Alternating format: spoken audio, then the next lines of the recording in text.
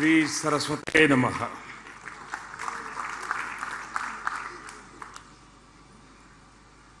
वाणी परंपरा के पुनीत आयोजन में हमारे साथ उपस्थित महाराष्ट्र के राज्यपाल श्री भगत सिंह कोश्यारी जी, महाराष्ट्र विधानसभा प्रतिपक्ष के नेता श्री देवेंद्र फडणवीस जी,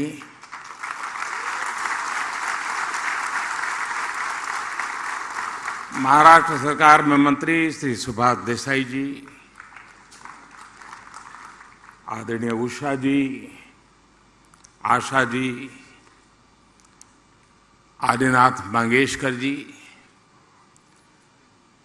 मास्टर दीनानाथ स्मृति प्रतिष्ठान के सभी सदस्यगण, संगीत और कला जगत के सभी विशिष्ट साथियों, अन्य सभी महानुभाव, देवी और सज्जनों, इस महत्वपूर्ण आयोजन में आदरणीय हृदयनाथ मंगेशकर जी को भी आना था, लेकिन जैसे अभी आदिनाथ जी ने बताया, तबीयत ठीक नहीं होने की वजह से वो यहाँ नहीं आ पाए। मैं उनके जल्द स्वस्थ होने की कामना करता हूँ। साथियों,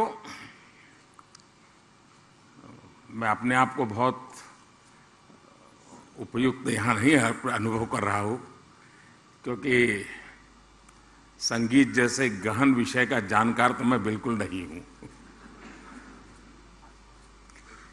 लेकिन सांस्कृतिक बोध से मैं ये महसूस करता हूँ कि संगीत एक साधना भी है और भावना भी है। जो अव्यक्त को व्यक्त कर दे वो शब्द है, जो व्यक्त में ऊर्जा का, चेतना का संचार कर दे वो नाद है, और जो चेतन में भाव और भावना भर दे उसे सृष्टि और संवेदना की पराकाष्ठा तक पहुंचा दे वो संगीत है।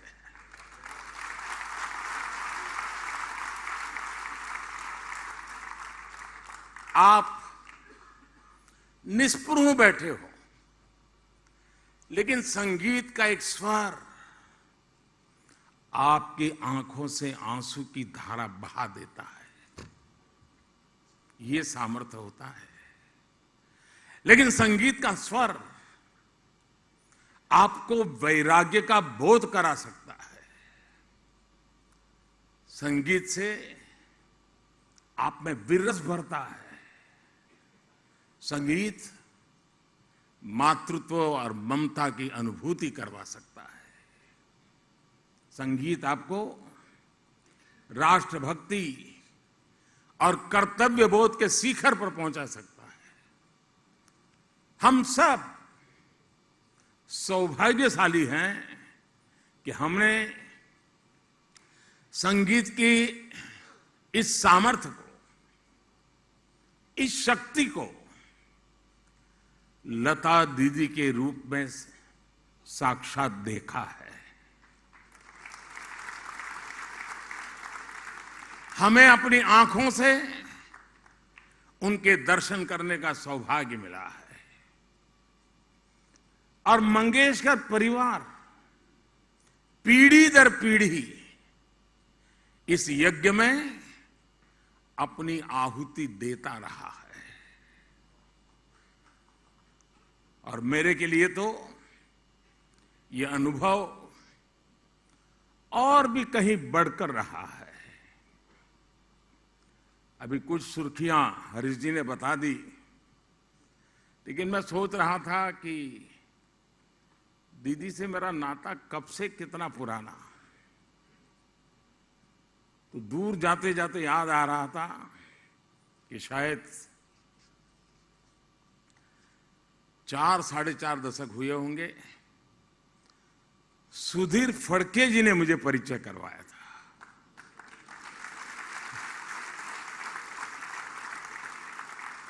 और तब से लेकर के आज तक इस परिवार के साथ अपार स्नेह, अनगिनत घटनाएं मेरे जीवन का हिस्सा बन गई। मेरे लिए लता दीदी सूर साम्राज्य के साथ साथ, और जिसको कहते हुए मुझे गर्व अनुभव होता है, वो मेरी बड़ी बहन थी।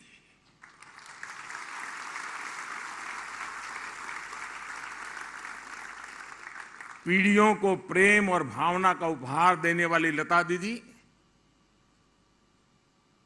उन्होंने मुझे हमेशा उनकी तरफ से एक बड़ी बहन जैसा अपार प्रेम मिला है। मैं समझता हूं इससे बड़ा जीवन का सौभाग्य क्या हो सकता है। शायद बहुत दशकों के बाद ये पहला राखी का त्योहार जब आएगा, दीदी नहीं होगी। सामान्य तौर पर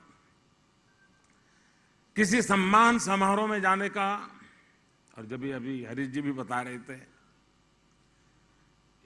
कोई सम्मान ग्रहण करना, मैं थोड़ा उन विषय में दूर ही रहा हूं, मैं अपने आप को एडजस्ट नहीं कर पाता हूं।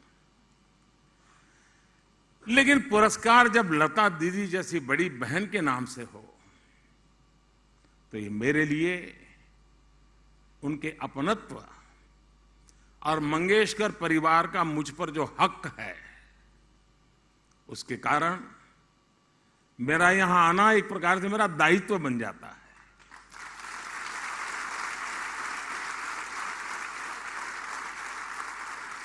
और ये उस प्यार का प्रतीक है। और जब आदिनाथ जी का संदेश आया, मेरे क्या कार्यक्रम है, मैं कितना बिजी हूं, कुछ पूछा नहीं। मैंने कहा भैया पहले हाँ कर दो। मना करना मेरे लिए मुमकिन ही नहीं है जी। मैं इस पुरस्कार को सभी देशवासियों के लिए समर्पित करता हूं।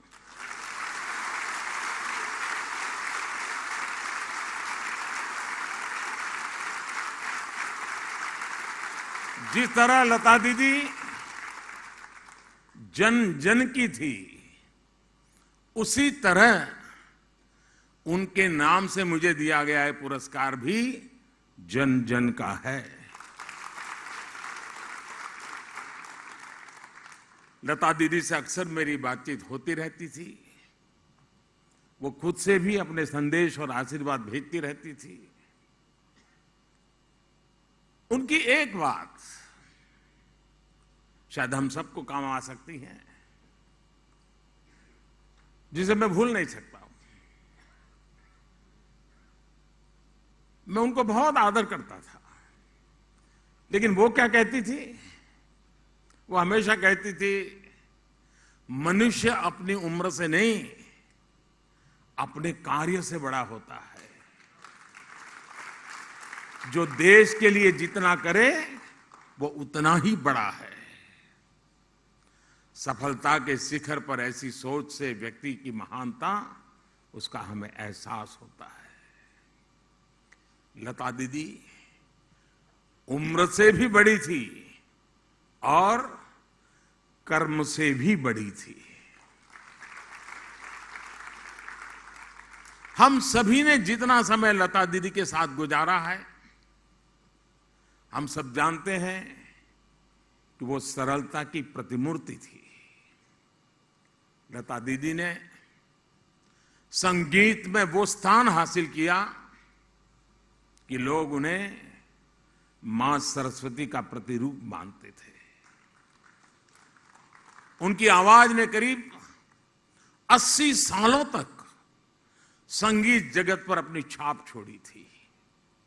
ग्रामोफोन से शुरू करें तो ग्रामोफोन से कैसेट, फिर सीडी, फिर डीवीडी, फिर पेन ड्राइव, ऑनलाइन म्यूजिक और ऐप्स तक संगीत और दुनिया की कितनी बड़ी यात्रा लता जी के साथ साथ तय हुई है।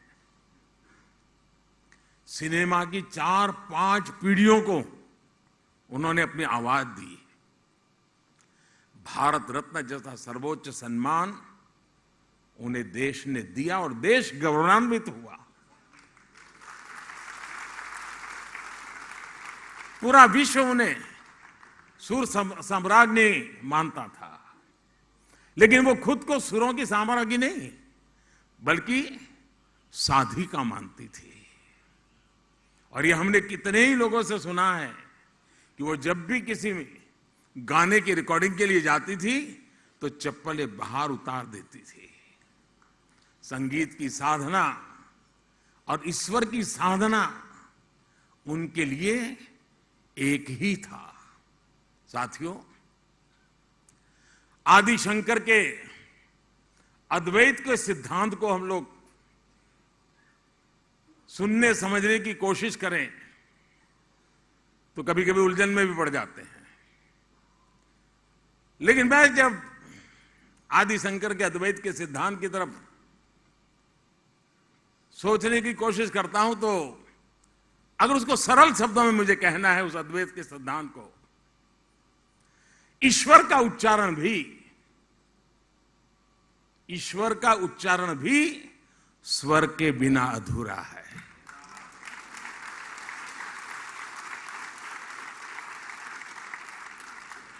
ईश्वर में स्वर समाहित है। जहां स्वर है वहीं पूर्णता है। संगीत हमारे हृदय पर, हमारे अंतर्मन पर असर डालता है। अगर उसका उद्गम लता जी जैसा पवित्र हो तो वो पवित्रता और भाव भी उस संगीत में घुल जाते हैं। उनके व्यक्तित्व का एक हिस्सा हम सब के लिए और खासकर युवा पीढ़ी के लिए एक प्रेरणा है। साथियों, लता जी की सशरीर यात्रा एक ऐसे समय में पूरी हुई जब हमारा देश अपनी आजादी का अमृत महोत्सव मना रहा है। उन्होंने आजादी के पहले से भारत को आवाज दी और इस 75 सालों की देश की यात्रा उनके सुरों से जुड़ी रही। इस पुरस्कार से लता जी के पिताजी दीनानाथ मंगेशकर जी का नाम भी जुड़ा है। मंगेशकर परिवार का देश के लिए जो योगदान रहा है, उसके लिए हम सभी देशवासी उनके ऋणी हैं। संगीत के साथ साथ राष्ट्रभक्ति की जो चेतना लता दीदी के भीतर थी, उसका स्रोत उनके पिताजी ही थे। आजादी की लड़ाई के दौरान शिमला में ब्रिटिश वायसराय के कार्यक्रम में दीनानाथ जी ने वीर सावरकर का लिखा गीत गाया था। ब्रिटिश वायसराय के सामने ये दीनानाथ जी ही कर सकते हैं और यूजुक में कर सकते हैं। और उसकी थीम पर प्रदर्शन भी किया था। और वीर सावरकर जी ने यह गीत अंग्रेजी हुकूमत को चुनौती देते हुए लिखा था। ये साहस, ये देशभक्ति दीनानाथ जी ने अपने परिवार को विरासत में दी थी। लता जी ने संभवतः कहीं एक बार बताया था कि पहले वो समाज सेवा के ही क्षेत्र में जाना चाहती थी। लता जी ने संगीत को अपनी आराधना बनाया, लेकिन राष्ट्र प्रेम, और राष्ट्र सेवा उनके गीतों के जरिए भी प्रेरणा पाती गई। छत्रपति शिवाजी महाराज पर वीर सावरकर जी का लिखा गीत हिंदू नरसिम्हा हो या समर्थ गुरु रामदास जी के पद हो, लता जी ने शिव कल्याण राजा की रिकॉर्डिंग के जरिए उन्हें अमर कर दिया। आए मेरे वतन के लोगों और जय हिंद की सेना, ये वो भाव पंक्तियां हैं जो देश के जन जन की जुबान पर अमर कर दी। उनके जीवन से जुड़े ऐसे कितने ही पक्ष हैं। लता दीदी और उनके परिवार के योगदान को भी अमृत महोत्सव में हम जन जन तक लेकर जाएं, ये हमारा कर्तव्य है। साथियों, आज देश एक भारत श्रेष्ठ भारत के आत्मविश्वास के साथ आगे बढ़ रहा है। लता जी एक भारत श्रेष्ठ भारत की मधुर प्रस्तुति की तरह थी। आप देखिए, उन्होंने देश की 30 से ज्यादा भाषाओं में हजारों गीत गाए। हिंदी हो, मराठी हो, संस्कृत हो या दूसरी भारतीय भाषाएं, लता जी का स्वर वैसा ही हर भाषा में घुला हुआ है। वो हर राज्य, हर क्षेत्र में लोगों के मन में समाई हुई है। भारतीयता के साथ संगीत कैसे अमर हो सकता है, ये उन्होंने जी करके दिखाया है। उन्होंने भगवद गीता का भी सस्वर पाठ किया और तुलसी, मीरा, संत ज्ञानेश्वर और नरसिंह मेहता के गीतों को भी समाज के मन मस्तिष्क में घोला। रामचरितमानस की चौपाइयां से लेकर बापू के प्रिय भजन, वैष्णव भजन तो तेने रे कहिए, तब सब कुछ लता जी की आवाज से पुनर्जीवित हो गए। उन्होंने तिरुपति देवस्थानम के लिए गीतों और मंत्रों का एक सेट रिकॉर्ड किया था, जो आज भी हर सुबह वहां बजता है। यानी संस्कृति से लेकर के आस्था तक, पूरब से लेकर के पश्चिम तक, उत्तर से दक्षिण तक लता जी के सुरों के पूरे देश को एक सूत्र में पिरोने का काम किया। दुनिया में भी वो हमारे भारत की सांस्कृतिक राजदूत थी। वैसा ही उनका व्यक्तिगत जीवन भी था।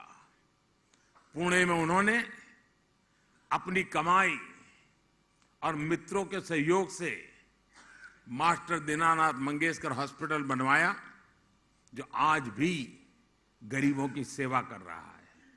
और देश में शायद बहुत कम लोगों तक ये चर्चा पहुंची होगी, कोरोना कालखंड में देश की जो इन्हीं चुनी अस्पतालें जिन्होंने सर्वाधिक गरीबों के लिए काम किया, उसमें पुणे की मंगेशकर अस्पताल का नाम है। साथियों, आज आजादी के अमृत महोत्सव में देश अपने अतीत को याद कर रहा है और देश भविष्य के लिए नए संकल्प ले रहा है। हम दुनिया के सबसे बड़े स्टार्टअप इकोसिस्टम में से एक है। आज भारत हर क्षेत्र में आत्मनिर्भर बनने की ओर आगे बढ़ रहा है। विकास की ये यात्रा हमारे संकल्पों का हिस्सा है, लेकिन विकास को लेकर भारत की मौलिक दृष्टि हमेशा अलग रही है। हमारे लिए विकास का अर्थ है सबका साथ, सबका विकास, सबका विश्वास और सबका प्रयास। सबके साथ और सबके लिए विकास के इस भाव में वसुधैव कुटुंबकम की भावना भी शामिल है। पूरे विश्व का विकास, पूरी मानवता का कल्याण, ये केवल भौतिक सामर्थ्य से हासिल नहीं किया जा सकता। इसके लिए जरूरी होते हैं मानवीय मूल्य, इसके लिए जरूरी होती है आध्यात्मिक चेतना। इसलिए आज भारत दुनिया को योग और आयुर्वेद से लेकर पर्यावरण रक्षा जैसे विषयों पर दिशा दे रहा है। मैं मानता हूं भारत के इस योगदान का एक अहम हिस्सा हमारा भारतीय संगीत भी है। ये जिम्मेदारी आपके हाथों में है। हम अपनी इस विरासत को उन्हीं मूल्यों के साथ जीवंत रखें और आगे बढ़ाएं और विश्व शांति का एक माध्यम बनाएं। ये हम सबकी जिम्मेदारी है। मुझे पूरा विश्वास है संगीत जगत से जुड़े आप सभी लोग इस जिम्मेदारी का निर्वहन करेंगे और एक नए भारत को दिशा देंगे। इसी विश्वास के साथ मैं आप सभी का हृदय से धन्यवाद करता हूं। मंगेश्वर परिवार का भी मैं हृदय से धन्यवाद करता हूं कि आपने दीदी के नाम से इस प्रथम पुरस्कार के लिए मुझे चुना। लेकिन हरीश जी जब सम्मान पत्र पढ़ रहे थे तो मैं सोच रहा था कि मुझे इसे कई बार पढ़ना पड़ेगा और पढ़ करके मुझे नोट बनानी पड़ेगी कि अभी मुझे इसमें से कितना कितना पाना बाकी है, अभी भी मेरे में कितनी कितनी कमियां हैं, उसको पूरा मैं कैसे करूं। दीदी के आशीर्वाद से और मंगेशकर परिवार के प्यार से मुझ में जो कमियां हैं उन कमियों को आज मुझे सम्मान पत्र के द्वारा प्रस्तुत किया है। मैं उन कमियों को पूरा करने का प्रयास करूंगा। बहुत बहुत धन्यवाद। नमस्कार।